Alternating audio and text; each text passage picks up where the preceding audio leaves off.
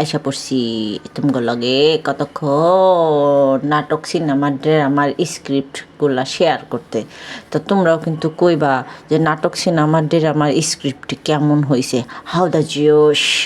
আচ্ছা চলো আমরা ভিডিও শুরু করি। আমি নাই সব তো পারতাম না, কি লিখে পারতাম না।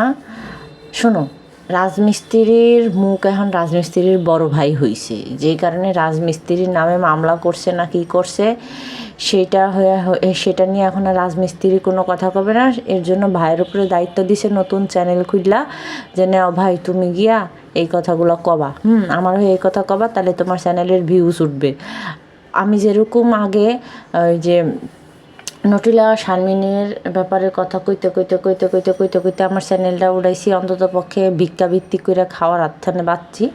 এখন তুমিও ভাই কি করবা, তুমিও যে এডি করো, এখন তো কিছু তো করার নাই। আমগো তো আর মানে কোথাও গিয়া কাজ করে খাওয়ানোর যোগ্যতা হইব না, আমগো ইউটিউবে এখন করে খাইতে হইব। তো এর জন্য ভাইরেও একটা চ্যানেল খুললা দিছে, যে কারণে ভাইও আইসে চ্যানেলের মধ্যে বকর বকর বকর বকর করতে। তো এই চ্যানেলটা যে প্রথম খুলছিল, মানে রাজমিস্ত্রির ভাই যখন চ্যানেলটা খুলছিল, তো সেই সময় আমি দেখছি চ্যানেলের নাম ছিল এখন নামটা চেঞ্জ করে ব্লগার লাগাইছে, আর নাহলে তার আগে তার এমডি লাগানো ছিল। তো এরকম এখন ঘটনা হইতেছে গিয়ে শারমিনে তার ভাইয়ের নামে মামলা দিছে বলে, যে ওই যে কী জানি কাবিনের টাকা পরিশোধ করে নাই এর জন্য।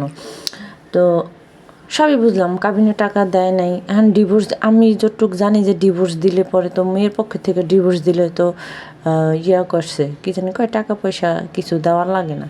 তো সেখানে সে গিয়া এই মামলা করছে বলে, তো মামলা করছে বালা কথা, মামলা করছে হেরাকে হেরা কোথায় কোথায় যাওয়ার দরকার, হেরা হেনে যাবে। হ্যাঁ তো বলে সব জায়গায় কোর্ট কাছারি বলে হ্যাঁ বলে চিনা জানা আছে। তা চিনা জানা আছে হেনে যাইব, তা হেনে না যাইয়া হেনে না কইরা ইউটিউবের মধ্যে সে ইউটিউববাসীর কাছে বিচার দিতেছে কি ইউটিউববাসী কী করব। আর যে এই লোক মানে এই বেটারা কিন্তু চরম চালাক চালাক বলতে কি, মাঝখানে কিন্তু আমার চ্যানেলে অনেকবার কমেন্ট করে আমারে কইছিল যে রাজের সম্পর্কে তথ্য দিমু, রাজের সম্পর্কে এই দিমু সেই দিমু, আমার কথা কইবেন না। হ্যাঁ মানে চাইছিল যে আমারে গোল খাওয়াইতে, রাজমিস্ত্রিরে নিয়ে যাতে কথা কই, রাজমিস্ত্রির যাতে একটু হাইপ ওঠে।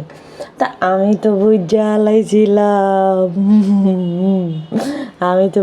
হালানোর পরে তো ভাইয়া একদম চোরের মতো পালাই গেছিল। তো হে ভাইয়া এখন আবার আইসে। তা আমার কথা হইতেছে, সবই মানছি, সবই করছি, সবই বুঝলাম, তা ভাই তুমি আইসো কে?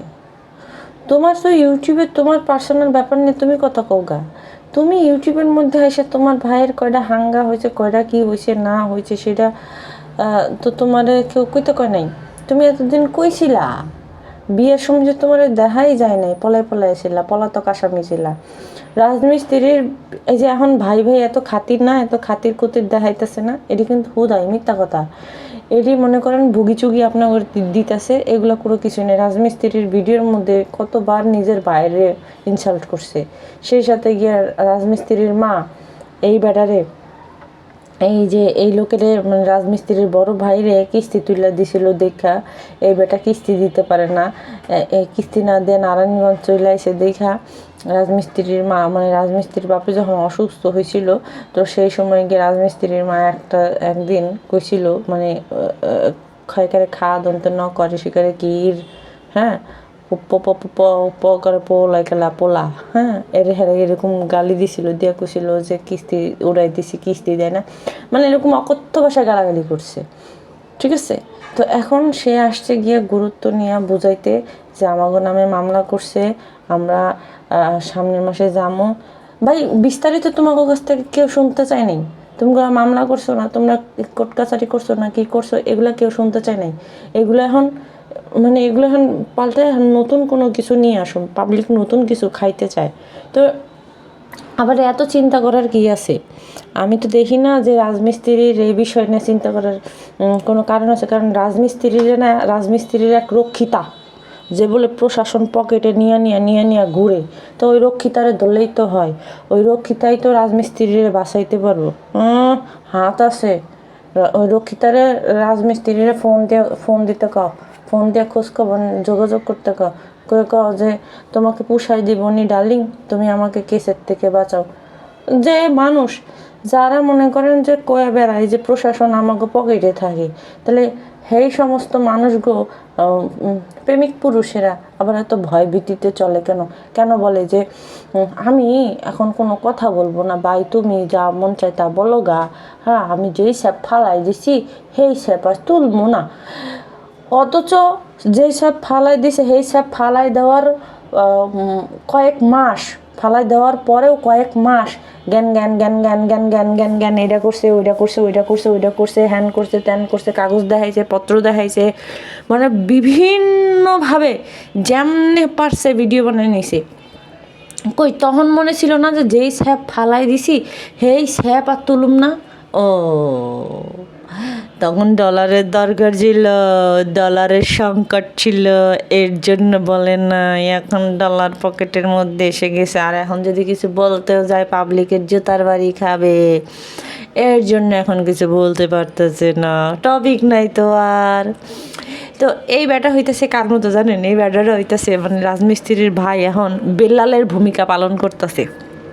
বেল্লাল বাটপার যেরকম আগে কয়েকদিন পর পর পর পর পর পর মিথ্যা একটা থাম্বনেল দিয়ে টাইটেল দিয়ে একটা ভিডিও দিত, আইসা এটা সেটা করতো, গল্প গুজব কয়ে যাইতো, ভিউ নিত, সিম্প্যাথি আদায় করতো, তারপরে গিয়ে মাথায় ওঠানো হইতো, এরপরে ব্যাম্বো ঢুকাই দিত।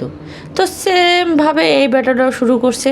এখন পারিবারিক যার ব্যাপারে হইতাছে তার ব্যাপারে সে কোনো কথা কইতেছে না, এখন এই বেড়ায় হ্যারে হায়ার করছে, ওই যে চ্যানেলটা খারাপ করছে, চ্যানেল খারাপ করবো। অলরেডি কোথায় সাবস্ক্রাইবার দেখছিলাম কটা জানি 89টা, আর এখনকার গিয়া 300 ক্রস হয়ে গেছে, মানে 350 ক্রস হয়ে যাইব গা, বুঝতে পারছেন?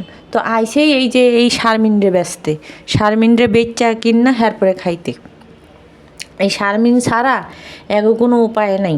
শারমিনের ওই গুই চাটতে হবে, গোবরই চাটতে হবে। কেউ দেখে নাই কিন্তু একদিন কিন্তু আমি কিন্তু ভিডিও দেখছি, আমি কিন্তু চ্যানেল দেখছি, না দেখে কিন্তু কইতাছি না। যখন থেকে এই যে শারমিনরে নিয়ে ব্যাক টু ব্যাক 3টা ভিডিও, না জানি 4টা ভিডিও দিছে, 3টা ভিডিও মেবি মনে হয় দিছে, এই যে একটার পর একটা ভিউজ হয়ে যাইতেছে গা, ঠিক আছে? এটি কারা খাইতেছে? কিছু কানামার্কা পাবলিক আছে না, হেরা খাইতেছে।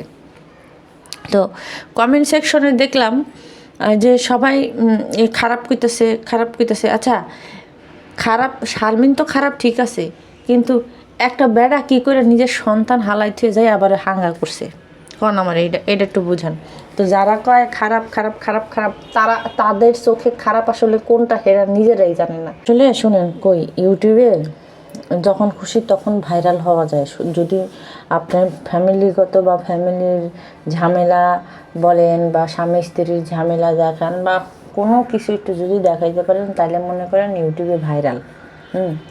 তো এই যে এই বেটার কিন্তু একটা নাতিও আছে। এই বেটাটার মেয়ের নাম, মানে বড় মেয়েটার নাম লাবণী, এরকম কিছু হবে। ওই যে ভাতিজি করছে, অথচ ভাতিজির কাছ থেকে ভাতিজি খাইছে, হে ভাতিজির কাছ থেকে টাকাও নিছে, বুঝছেন?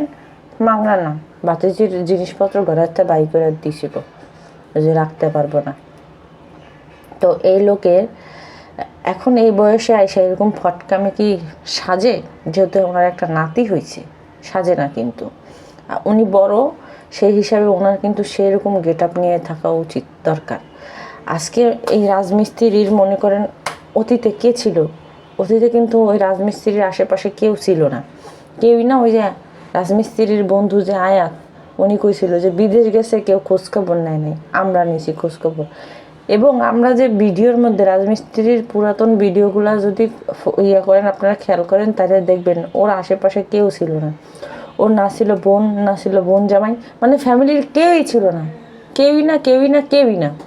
এখন শুধুমাত্র আসছে কিসের জন্য? ডলারের লোভে। তো এই ডলারের লোভে আইসা কী করছে? চ্যানেল খুলে কী করতেছে? এখন ইউটিউবটারে দুর্গন্ধ বানাইতেছে। তো যেখানে দুর্গন্ধ বানানোর দরকারই নাই, ওর ভাইয়ের রক্ষিতার প্রশাসন রক্ষিতা পকেটে নিয়ে ঘুরে। তো সেইখানে গিয়ে আমার মনে হয় না যে সেই রক্ষিতা থাকতে ওর ভাইয়ের কোনো টেনশন আছে বা হ্যার কোনো টেনশন আছে, কোনো টেনশন নেই। আর যেহেতু মামলা করছে তো অবশ্যই তো তাদের থানায় কোনো না কোনো কাগজ গেছে, কাগজ না ছাড়া তো মানে মামলা তারা বুঝলো কেমনি মামলা করছে। থানায় যাবে, মামলা হবে, মামলার কাগজ বের হবে, তাদেরকে নোটিশ পাঠাবে বা এরকম কোনো সিস্টেম আছে, একটা তো সিস্টেমের মধ্যে দিয়ে যাবে। তাহলে সেই মামলার কাগজটা কোথায়? এখন যদি হয় এটা মামলা, তাহলে মামলার কাগজ কই? আর যদি মামলা হয়ে থাকে তাহলে কাগজ দেখাইতে পারতেছে না কেন? নাকি এটা হয় কোনো পারিবারিক আদালতে গিয়া বলছে বা কোনো কিছু ইয়ার থেকে জানাইছে, ওনারা হয়তো গিয়া ইয়ার থেকে মানে উপর মহল থেকে বা যেখান থেকে হোক হয়তো বলছে যে আপনারা কাবিনের টাকা দেন নাই কেন, আপনাদের নামে তো মামলা হবে বা মামলা করতে আসছিল, এরকম কোনো কিছু হইতে পারে।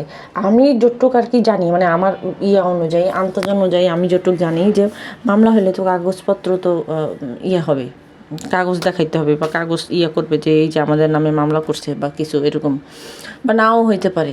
তো সব কিছু মিলাইয়া আমি যেটা আন্দাজ করছি সেটাই হয়, বেশিরভাগ ক্ষেত্রে সেটাই হয়। কিন্তু ওনারা আসলে কোন মামলার কথা কইতেছে আমি আসলে বুঝি না। একটা অভিযোগ দেওয়া একটা জিনিস আর মামলা করা কিন্তু আরেকটা জিনিস। আর যাদের নামে মামলা করছে তারা এত ঠান্ডা মাথায় কী করে ভিডিও বানাইতেছে, খুব ঠান্ডা মাথায় খুব রিল্যাক্স মোডে কথা বলে যাইতেছে, রাজমিস্ত্রিও ভিডিও দিয়ে যাইতেছে। মানে এটা তাদের কোনো গায়েই লাগতেছে না। মানে এটা এটা মনে হয় কি যে ঘাড়ের উপরে কোনো একটা ময়লা পড়ছে, এটা শুধু শু করে ঝাড়া দিয়ে দিবে আর ময়লা পড়ে যাবে, এরকম কিছু। মামলার মতো একটা সিরিয়াস জিনিসে তারা কিভাবে এত হালকাভাবে নিতেছে। তো সন্দেহ কিন্তু হয়েই যায়, তাদের কার্যকলাপ দেখলেই কিন্তু সন্দেহ আপনার কাছে অটোমেটিক্যালি চলে আসবে। আর এই শারমিন কত বড় নির্লজ্জ বেহায়া, সেটা তো আর আপনাকে কইতে হবে না। মাজার পূজারি, বাপ মাইরা যাওয়ার কয়দিন পরে গেছে মাজারে গান গাইতে। আর এখনকার মনে করেন টেহা পয়সা টান লাগছে, আর এখন মনে করেন কেউ আর জিগায় না, ও চাইতেছে এটা লইয়া হয়তো কোনো হাইপ তুলবে বা কিছু। কিন্তু এই হাইপ তুললেও তো একটা ওদের স্বার্থ হাসিল হবে যে ভিউজ বাণিজ্য হইলে পরে তো সামনে মনে করেন কোরবানি, তো কোরবানির একটা বড় সড়ো গরু কিনতে পারলে তো এদের লাভ আছে, যেহেতু তারা ডিপ ফ্রিজ মিক ফ্রিজ সেটা রাজমিস্ত্রি কিনছে। এখন সব কিছু মিলায়া এটা কি কোনো আবার আগের মতো কোনো প্ল্যান কিনা, সেটাও কিন্তু ভাবার বিষয়। আসলে কোনটা থেকে কোনটা সন্দেহর কোনো কিছুই বাহিরে না, সব কিছু সন্দেহের মধ্যেই আছে। তো যাই হোক, আমি আজকে আর বেশি কথা বাড়াম না। সবাই ভালো থাকবেন, সুস্থ থাকবেন। আর হ্যাঁ, অবশ্যই কিন্তু চ্যানেলটা সাবস্ক্রাইব করে দিবেন। লাইক দিতে কিন্তু একদমই ভুলবেন না, লাইক কিন্তু চাই।